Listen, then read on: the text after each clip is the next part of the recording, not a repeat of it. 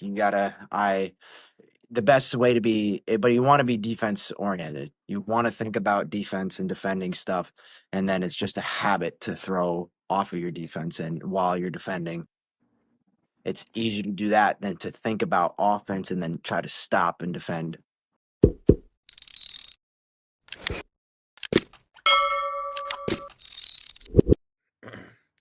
All right, guys, welcome back to Never Made Weight. Today we got none other than Billy Ray Goff. Already 4 fights in the UFC, fighting at a Team Dexter Valley Tudo in Connecticut. Billy, how's life? Pretty good. It's I been playing with some kittens this morning, so it's a good day. You got cats? Yeah, I got 3 cats now. No dogs? No dogs. I would get a dog, but I don't have the time to give to a dog yet. You're staying in Connecticut, right? Was that where you grew up? Yeah, I moved. I wasn't born here. I was born in Mississippi, but I moved up here when I was 5. So I pretty much I've spent my whole life here. Can you give us a little walkthrough about how you got to this point in the UFC, how you even started fighting? I mean, I grew up wrestling. I started wrestling when I was 8. The and it was that, like, I fell in love with wrestling. That was everything to me. So I grew up wrestling. I did a little bit of MMA and some grappling, like jujitsu outside of wrestling. Did a little bit of boxing sporadically throughout high school. Some during middle school. I actually went to the gym I'm at now when I was in middle school, just to try it and learn. Because my dad thought it'd be good for me. Um, and I watched fights and whatnot, but I wanted to wrestle. And then when I got out of high school, I didn't make the best college choices, so I wasn't wrestling in college. And I, so then I was going to community college and I wasn't doing anything. And I was just like, I gotta find something to do. So I started training, and I was like, I was bouncing around, doing this, doing that, and then I was like, all right, no, I'm gonna go to this gym that I've tried before. And I just immediately, the atmosphere was perfect. The training environment was a perfect replacement for wrestling, what I got out of wrestling. And then when I finally fought, it was like, yep, this is what I'm doing. And then that was just it was just I fought through my career, through my amateur career. It was quick. I did my amateur career within a year, 6 fights within a year. Um, and then I was moving pretty fast through my pro career. Had a couple bumps there because of like personal stuff, and also just it's part of growing up. Yeah. The And then COVID hit, which kind of slowed things down, but I was fortunate enough to still get a fight during COVID. And then after that, I kind of went on when COVID broke and fights started coming back, that's when I started banging out wins. And then I got to a good name to where management companies started calling me. And then once that, like, as soon as I started getting calls from management, it was like, all right, shot on the Contender Series. Yeah, you had a 5 fight win streak. You put 5 fights together, and then you got the call, right? And then you went into the contender series. You finished. You went in. You had a second fight. You finished, or was that decision and then you finished? For my UFC fights. So Yeah. I got first round finish on the Contender Series, a first round finish in my debut. Then I lost a decision. I believe I won to Waters, where we got fight of the night. And then the guillotine, and then the last loss was the guillotine, which Yeah. which honestly I saw how hard you tried to get out of that. I guess when it's in, it's in. You're in the middle of the fight in a situation like that, though, right? How much of like when you walk into a fight, how much are you thinking offense? How much are you thinking defense? Are you going in there to finish the fight right away, or are you going in there to feel someone out first? It depends. That one I was trying to feel someone out. Like, if you go back and watch most of my fights, it's forward. It's very aggressive. But that one I was trying to like work on some different things. And I think changing it up kind of messed with me. Um, Trying to slow down. But it wasn't the end of the world. I got taken down because I was kind of half a step behind. He hit a nice shot. He was ready to go right away. And he didn't want to stand. He wanted to shoot. And as soon as I stopped circling for half a second, he shot. But he got on my back. I got up. I defended all of it really well and quickly. Um, and then I put my head down. Like I was. It's you're always trying to balance both. Like,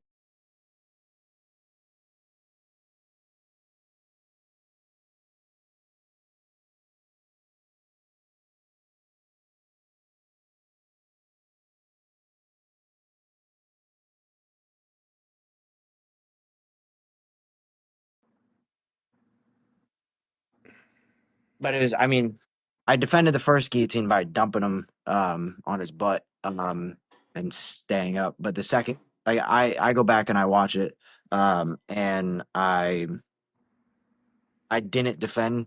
Like I was trying to get out, but like I froze for a second in that guillotine. The worst part is I know like 4 different ways to get out of that guillotine, and I didn't do any of them. I started to. If you notice, like I put my hands on his hips, and then I kind of froze there. I remember thinking about defending, and that was like the last thing I thought of. Um, the but I just didn't defend. I could have spun out to my back. I could have dragged out of it. Could have tried to pick them up and dumped them. I didn't. I froze. I think it was just I got stunned by getting squeezed. I was like, oh shit, and put me a step behind. Not to put emphasis right on a loss in your career, right? But I think it's really important for fans to understand the game of inches, the chess match, right? You're in here, you're in here in the UFC. You've had your, uh, local career, Cage Titans, and all that jazz.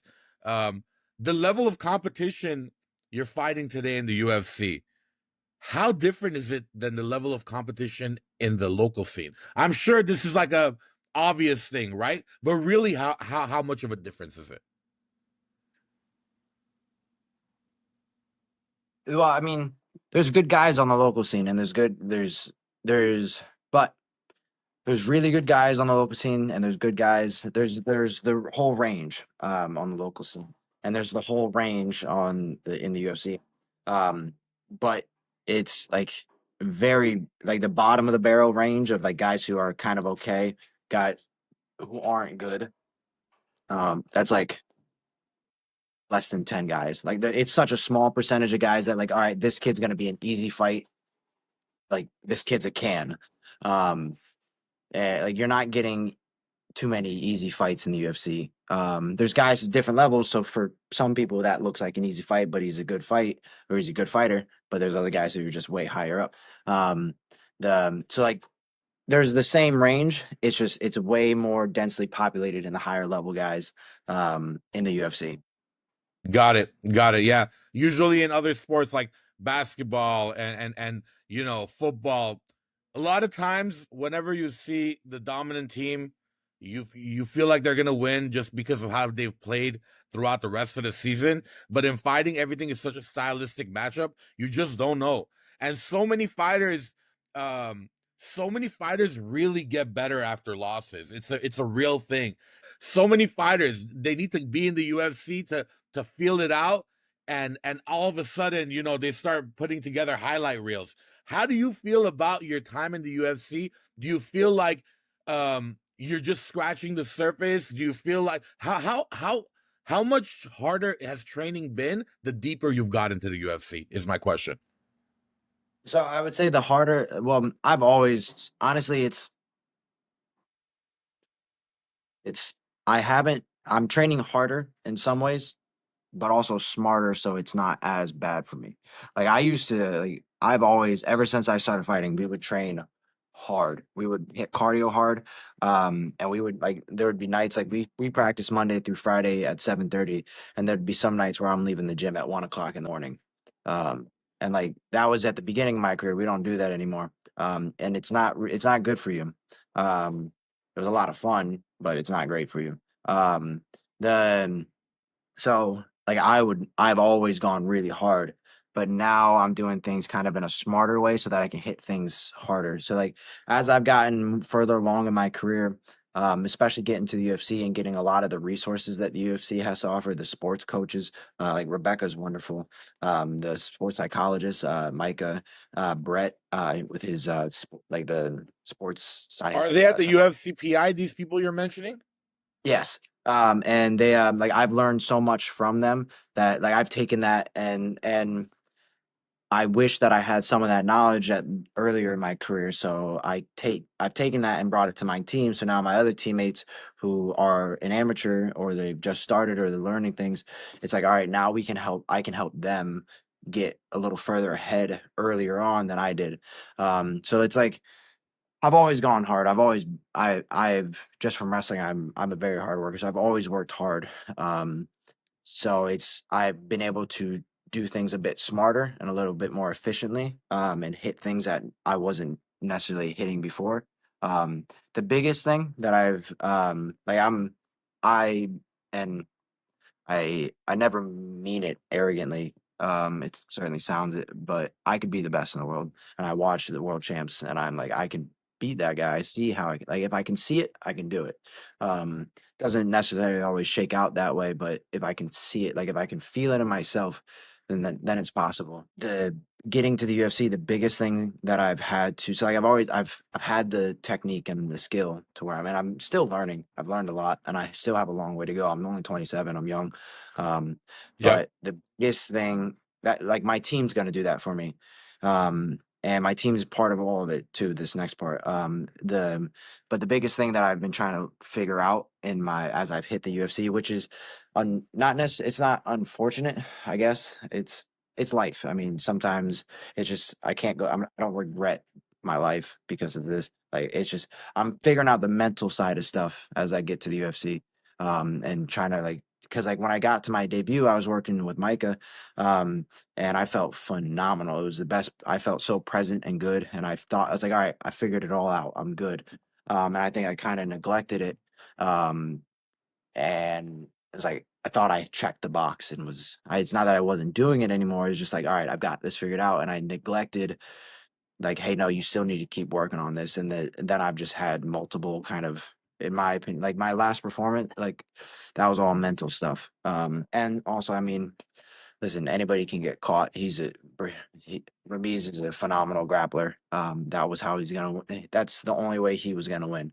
Um, and fucking hats off to him. He got it. My throat hurt for like a week.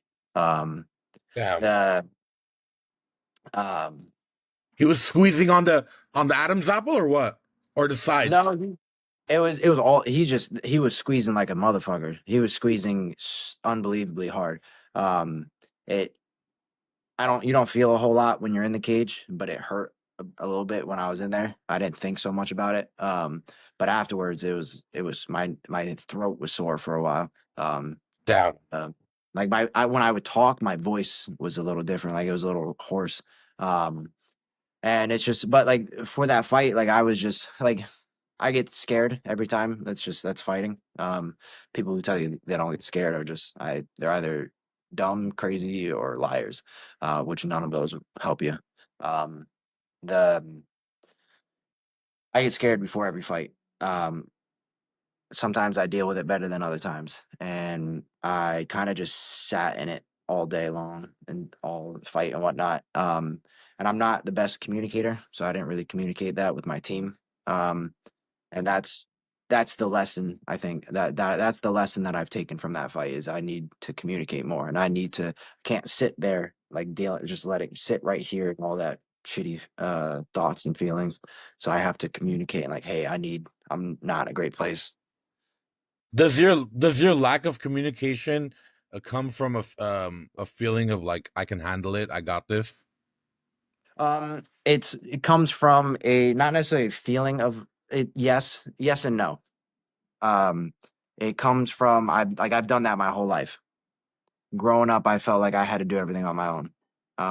Like, and that was my childhood. That's the way that I grew up. And then fighting through and like I've worked on my mental and my emotional, like just self. Um, so I've kind of gotten away from those coping mechanisms of just sitting in that and like surviving to where now it's like that's not serving me anymore. That survival tactic I don't need and I don't do it very often. But growing up, that's how I dealt with most things. And that's in the beginning of my career it worked because I was still used to it, but now I'm not really used to it and I need to get away from it. Yeah, that makes a lot of sense. You know, it's everyone's first time living. You know, when they say be easy on your parents, it's their first time. First time living. Well, it's everybody's first time living. So be easy on yourself. We've seen so much, bro. Like I know better than to count anybody out. When I see you in there, I see somebody who knows what they're doing. You're a confident fighter. It's really cool. It's really good. And so just keep it up, bro. We love, bro. I'm the type of fan, I watch every single fight. If there's a fight night, I watch every single fight. And every I enjoy unless it's terribly boring. I enjoy every single fight. So we're looking forward to seeing more from you. But I wanna kind of touch on something else. You're a very good looking guy. I saw yesterday on your story you were talking about, you do your skincare routine and all that, made me a little jealous, bro. I need to get on that. Let me ask you, do you have any weirdo fans in the DMs? Yes, I have several of them. And I don't. My teammates also get DM'd by some of 'em. There's a couple of them that DM my whole team, and they're always messaging like, "Hey, can I?" The weirdest ones are they're always asking for my underwear, or like one of them, I got Oh, asked if I could just take a picture of like my underwear. that's wild, dude. Because there's a lot of athletes are doing OnlyFans. They're killing it on OnlyFans. Um, I'm coming, dude. you're coming? Yeah, No pun intended. yeah. No pun intended. All right, okay. That's okay. I mean, this will be a good first promo for you. Um, Yeah. the MMA fans, they kind of obsess over the attractive fighters. I mean, I don't know about the dudes, but I know for the females, they're all over them, like the Tracy Cortezes, the Paige Van Zants. It gets a little weird, right? Yeah, It well, gets it's a like little weird. it. It is. It is. It's. I don't like. I don't judge anybody for it. If people want to be that way, be that way. But it is weird. Um, and it's always men who do it. It's men, straight men doing it for women, or gay men doing it for men. But it's usually, and it's not 90. It's not 100%. I'm sure there are women that do it, but it's usually always men. Which is really unfortunate, obviously. Because it's not like I mean, I know if I don't want to get you in trouble. I know you're in a relationship. I love that. That's amazing.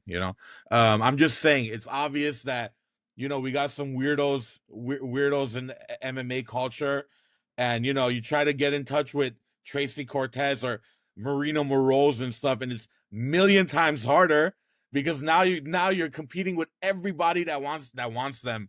Um, in a weird way. Anyway, I'm gonna get out of this subject. I'll probably get a lot of flack for that one. Um, do you believe in visualizing the fight beforehand, or are you more of a just react type? No, I visualize. There's a balance to it, though. You gotta like you can't like when you're going to bed at night. You can't stay up late thinking about the fight. It doesn't serve you. You got to go to bed. Like get your good sleep.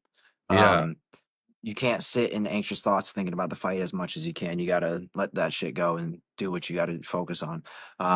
But when I'm at practice and I'm in camp, and I even do it when I'm out of camp, like I picture like I've picture fights between, like I JDM's phenomenal. JDM's one of the best fighters on the roster right now. Um, and I really want to fight him. So I love watching film on him, and I love watching I like picture like how a fight between him and I would go.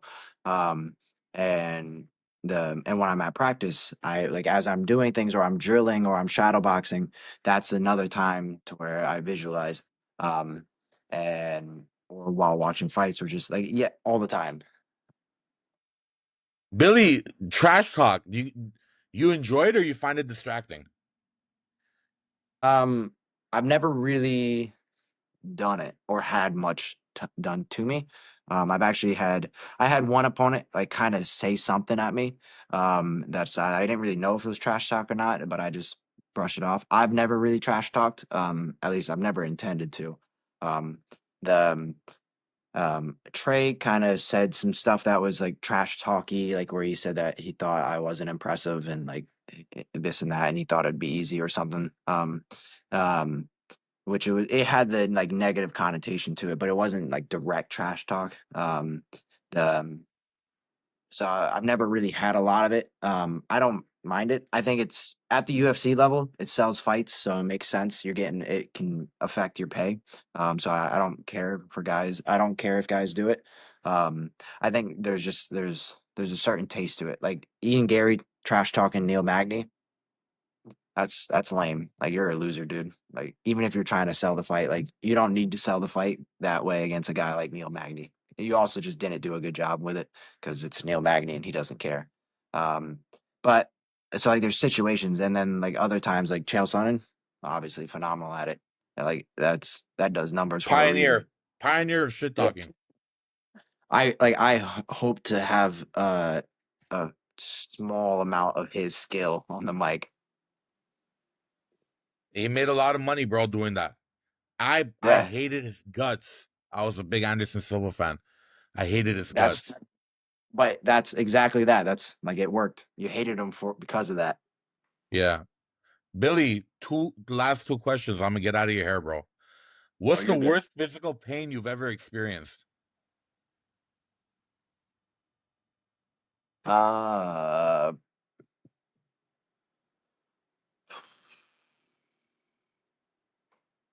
Either so it's torn. Probably a tattoo.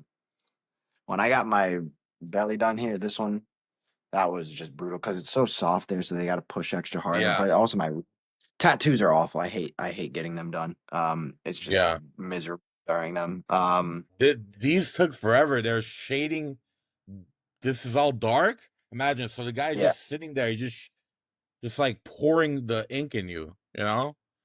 So I feel you. yeah, it's brutal, dude. Um, That I think I would probably say that. After I had a title fight as a pro, so 25. Like I said earlier, like you don't really feel pain in the fight, because of your adrenaline. But once you get into like a title fight, you get 25 minutes into a fight. Around that fifth round, that somewhat of the fourth round thing, that adrenaline starts kind of wearing off and the pain starts settling. So like that was brutal because my legs were swollen, my feet were swollen from kicking, my face was swollen. Um, the and then after that, healing from that is not fun. Um, and outside of that, I haven't really gotten into too many injuries or accidents. That's great. That's great to hear. Um, Billy, who would you be if you weren't Billy Ray Goff, the mixed martial artist?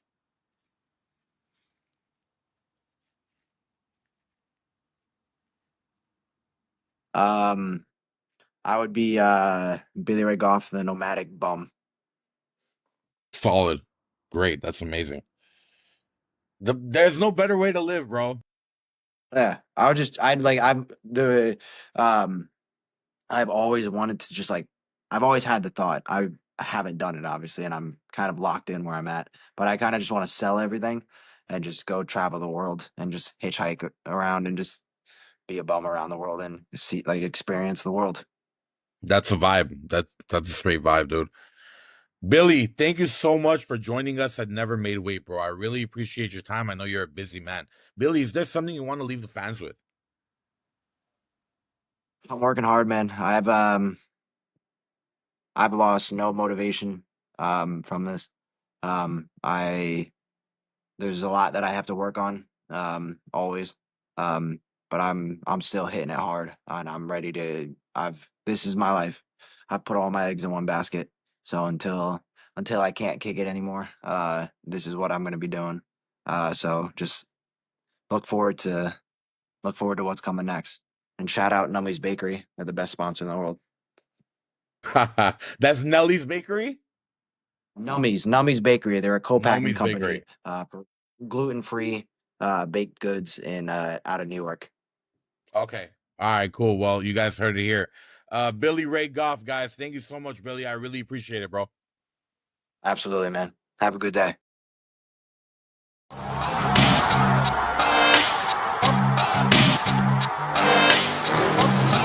Wearing a t-shirt that says never made. I believe him. I think he's telling the truth.